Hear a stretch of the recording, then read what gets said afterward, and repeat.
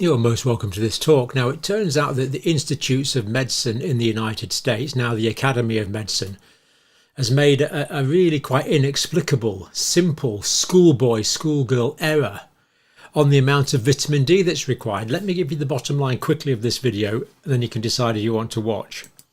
Now, this is from this paper here, a statistical error in the estimation of the recommended dietary allowance of vitamin D. And this paper actually came out in 2014. So they haven't quite got round to correcting this in the time since, which is really quite incredible, 11 years. So what this means is in the United States, if information we're going to look at is correct, and we'll be looking at it in some detail in a minute, it means in the United States, the recommended amount of vitamin D is 15 times too low, 15 times lower than it should be, at least 15 times lower than it should be. In the United Kingdom, it's 22 times lower than it should be. And this mistake seems to have been perpetuated for the last 11 years at least. Really hard to explain how such a simplistic error could be made. And okay, people make mistakes, but then correct it the day after. Why has this not been corrected in 11 years? It almost looks like they want people to stay unhealthy. I'm sure that's not the case, of course, but it's inexplicable how they haven't corrected this simple schoolboy error. Come on, you're on multi-million-dollar budgets, you can do better than this. United Kingdom, 22 times too low, and it looks like the United Kingdom just followed the American guideline, but we'll see that in a minute. Now, the Institutes of Medicine calculation, what they worked out was that 600 units of vitamin D, which is a very small dose, that's 15 micrograms, will give 97.5% of the people of the population will achieve a target dose of 63 nanomoles per litre. But even that dose is actually only 25.2 nanograms per mil. Different ways of measuring it. The conversion is 2.5. So anyway, what they worked out was you give 600 units a day, and nearly everyone, 97.5% of people, will achieve 63 nanomoles a litre. What is the actual correct calculation? 600 units a day, 97.5% of the population will actually achieve 26.8. So not the 63 that they hoped for, but rather 26.8, which is 10.7 nanograms per mole, which is well in the deficient range. So they thought they were getting that. They're actually getting that because of this simplistic error. Quite incredible. Now, if this error is corrected, which it hasn't been, but if it were to be corrected, it would mean this. Requirements based on the correct calculation, not 600, as in the US, not 400 units as in the US, as in the UK rather. Why? So the American authorities went for 600. It looks like the Brits just said, well, we'll have about the same. Don't want to be exactly the same though. Don't want it to look like we're copying. So we'll just alter it by a couple of hundred. I don't know what happened, but very unimpressive performance from both governments, to be quite honest. Anyway, it turns out that the amount you would actually need to give 97.5% of the population 63 nanomoles per litre is not 600, not 400, but 8,895 international units of vitamin D may be needed to accomplish the 97.5% of individuals to achieve serum 25OH vitamin D, that's the levels of vitamin D in the blood, of more than 50 nanomoles per litre. That's what this video is about. Preposterously simple mistake, but with massive implications. Now, this is the graph here. This is what they thought they were getting.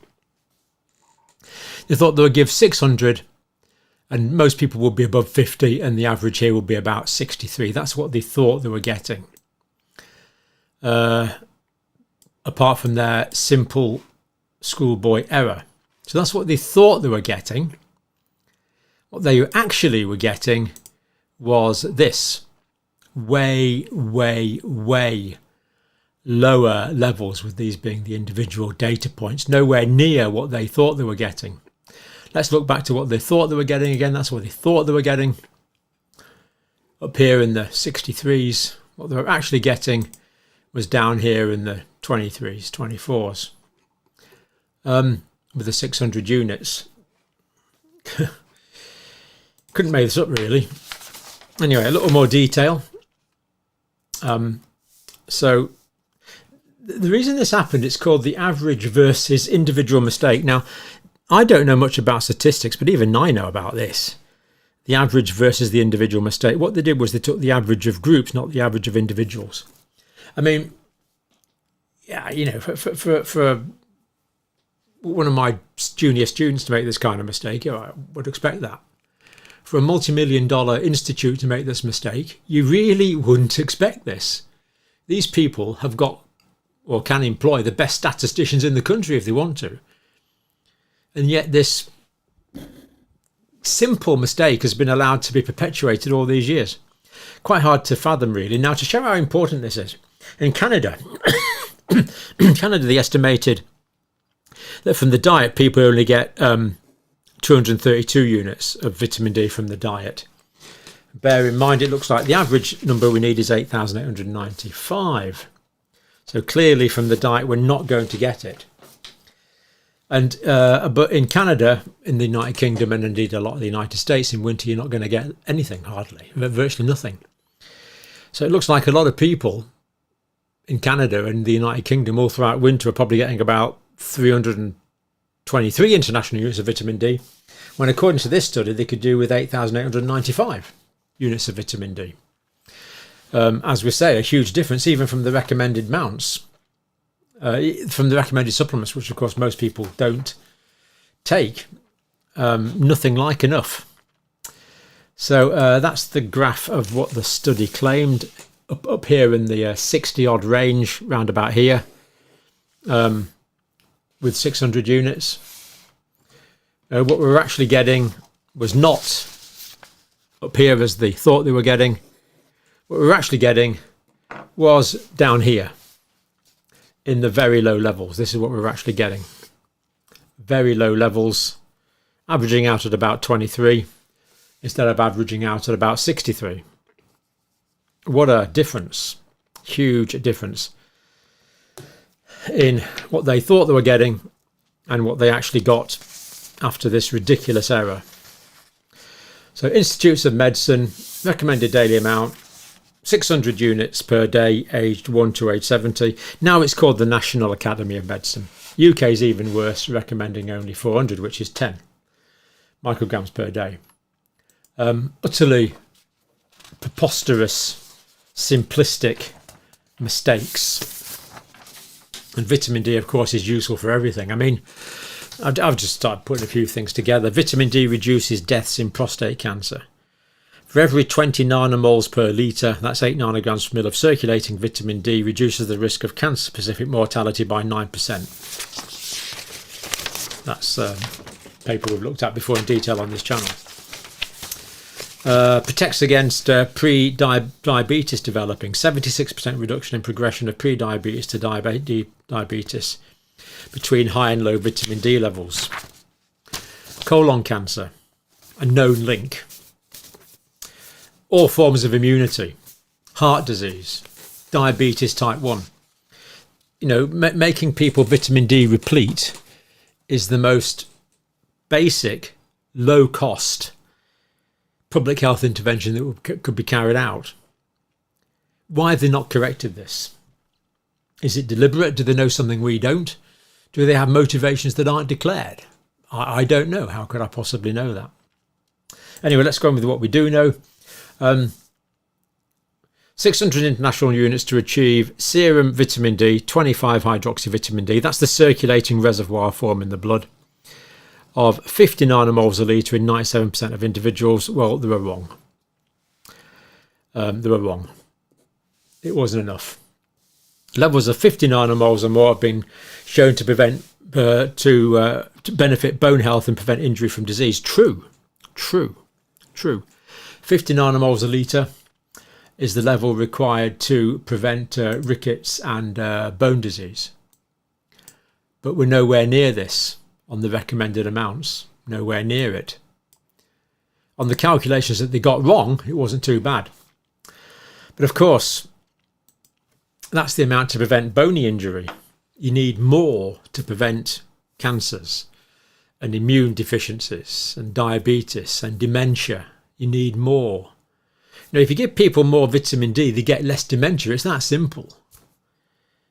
Well, to be fair, the clinical trials haven't been carried out because no one's paid for them, but observational studies indicate this, really through a whole range of well-conducted studies. Quite incredible. We're all remaining ill because of these recommendations. So it's not just bony injury, not just rickets. Institute of Medicine based their RDA for vitamin D on an aggregation of 10 supplement studies, so this is why they got it wrong. Carried out during the winter months at locations above the 50th parallel. Now, just to give you some indication, all of Canada probably is above the 50th parallel. And in the UK, all of the UK is above the 50th parallel as well, because that's the 51st there. So, basically in winter, Canada and the United States, we don't make any. We get 250, whatever it is, from 250 units from diet, unless you're eating huge amounts of cod liver oil, and most of us don't. Yep. Right. Carried out during the winter months above the 50th parallel. But even in Australia, vitamin D deficiency is common because people keep out the sun so much. Institute of Medicine regressed 32 studies to give the average dose. So they're looking at the dose that you give compared to the plasma ratio. But they got it wrong. It makes sense. How much should you take to get the right amount in the blood? But they got it wrong. On the basis of this, Institute of Medicine estimated that 600 units of vitamin D would achieve an average of 63, but they were wrong. They were wrong. The correct requirements are nearly 9,000 a day. This dose is well in excess of the current RDA of 600 units per day and tolerable upper limit of 4,000 units a day that's suggested. So it looks like their tolerable limits are also wrong. Certainly need to be reviewed, so we'll give that a big question mark, shall we? Both countries here really need to get their act together. This is an appalling situation. The authors of the paper say the public health and clinical implications of the miscalculated RDA's vitamin D are serious, very much so. With the current recommendation of 600 IUs a day, bone health objectives and disease and injury prevention will not be met, let alone the diabetes, let alone the dementia, let alone the cancers, which certainly won't be met. We recommend that the RDA for vitamin D be reconsidered to allow for appropriate public health and clinical decision making. I would say that is absolutely true. Let me just show you where all this came from. So this is let's start here.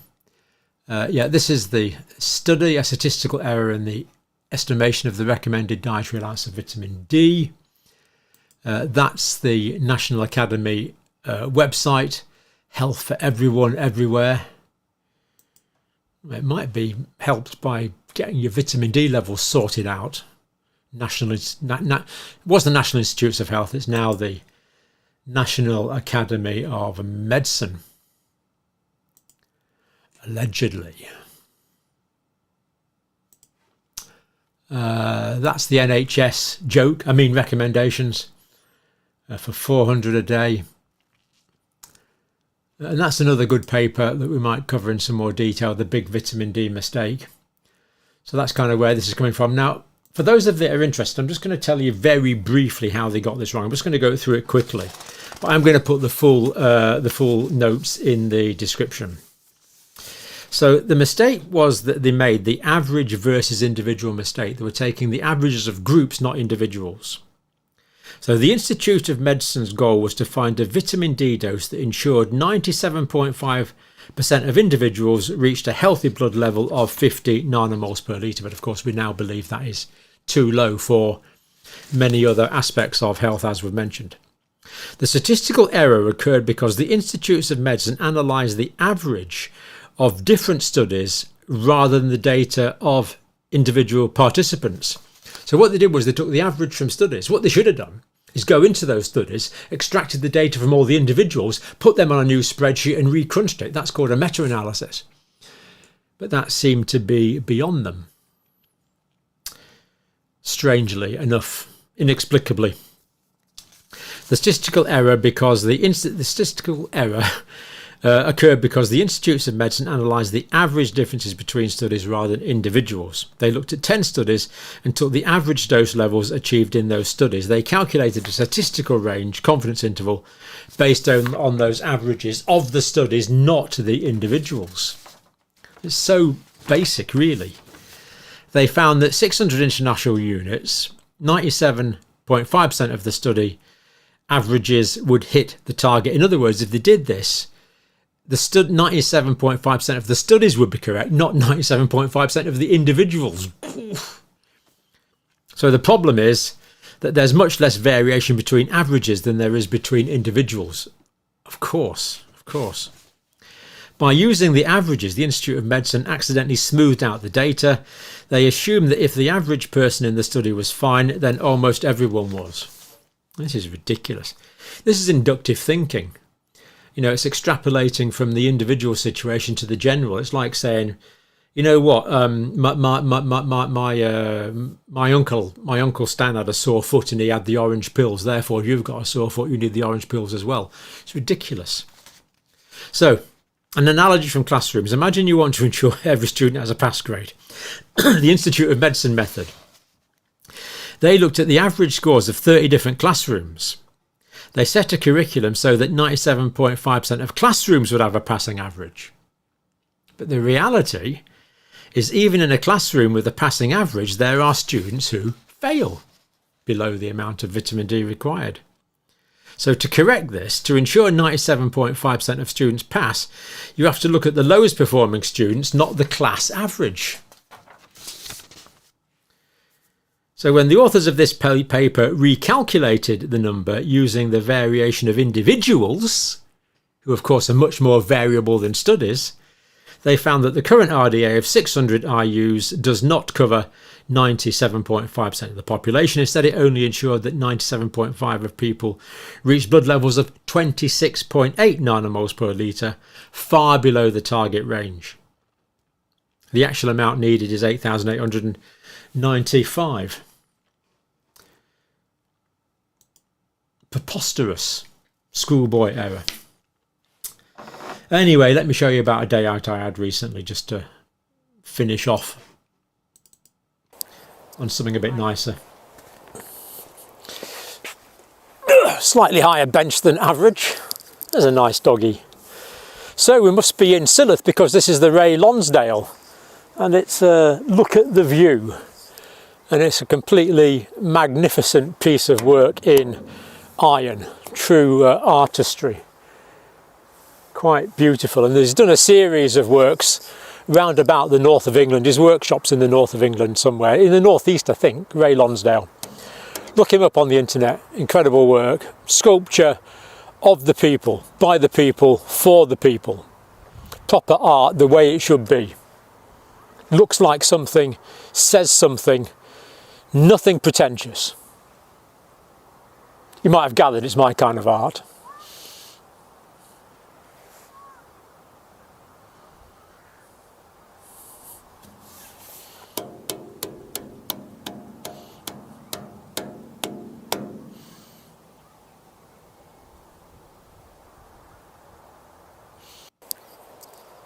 When you get a sunny day in Cumbria in winter, it's actually quite nice. Thank you for watching.